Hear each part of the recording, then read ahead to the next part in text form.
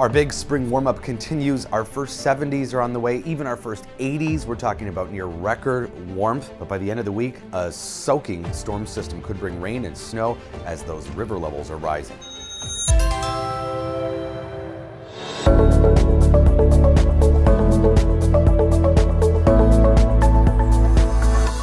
So we've really taken some major bites out of the snowpack here to take a look at what it was like yesterday compared to a week ago. You can see a lot less depth and coverage of that snowpack. And of course, all that snow holding a lot of water here from the winter that's all making its way into the river systems. Through the week, this week, as temperatures warm up even more, and the snow really does make a difference. You can see where the snowpack is the deepest.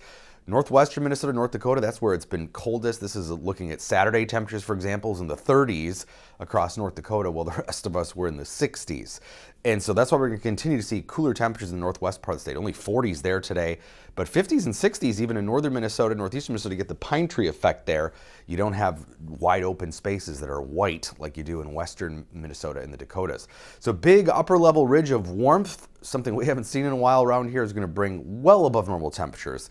The temperatures we're going to see these next few days are much warmer than any of the cold readings we had in March and early April. So keep that in mind. It's about the net difference.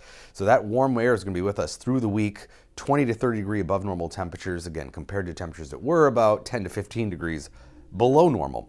So the average first 70 is about April 7th. That'll come just a little bit late, but the first 80 coming probably on Wednesday, maybe even Thursday too, possibly tomorrow. That comes about 2.5 weeks earlier than normal. And when we look at the historic averages, all of those first dates are coming earlier, of course, than they used to, and especially the 90s. The first 90 now comes about 2.5 weeks earlier than it used to just under a century ago.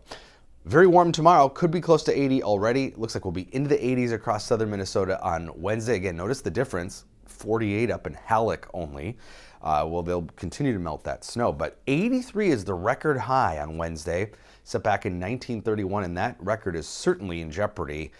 So we'll see how close we get to that, or if we beat it. I have a feeling we're going to probably beat it even by a degree on Wednesday. We'll have all the ingredients, this warm air mass, sunshine, and then this upper level low or trough that will turn into a cutoff low.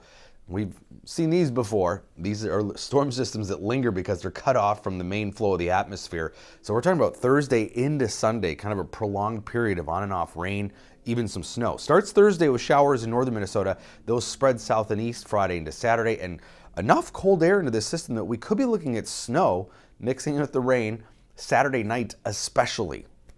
It is still April. It can still happen even after you hit your first 80 this season. But most importantly, we're going to be watching very carefully how much water falls in this system.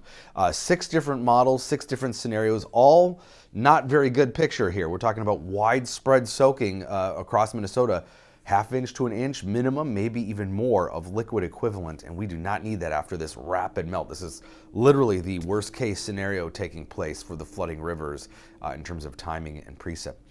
Warm weather will continue to melt that snow to the north. 70 today in the Twin Cities, 77 tomorrow. Breaking the record probably Wednesday. Thursday, 82 still. Still warm Friday, but we'll see showers develop Friday night. And then temperatures fall through the day Saturday as that storm system draws in some cold air.